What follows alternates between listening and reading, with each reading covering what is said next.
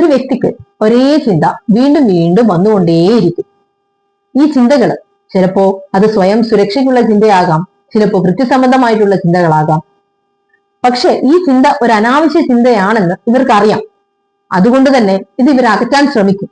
ഇത് അകറ്റും തോറും ഇത് കൂടുതൽ മൂർച്ചയോടുകൂടെ അത് തിളച്ചു കയറി വരും ഈ ചിന്ത. ഈ ചിന്തകളെയാണ് ഒബ്സഷൻ എന്ന് പറയുന്നത്. ചിലപ്പോ ഈ ചിന്തകൾ കൊണ്ട് ഇവര് വൃത്തി കൂടെ പാത്രം കഴുകുന്നു, അതുപോലെ തന്നെ ഗ്യാസ് സ്റ്റൗ അത് ചെക്ക് ചെയ്തുകൊണ്ടിരിക്കും, അതുപോലെ ഫ്രണ്ട് ഡോർ അടച്ചിട്ടുണ്ടോ ലോക്ക് ചെയ്തിട്ടുണ്ടോ എന്ന് ചെക്ക് ചെയ്തുകൊണ്ടിരിക്കും. ഇങ്ങനെയൊക്കെ അവർ പ്രവർത്തിക്കും.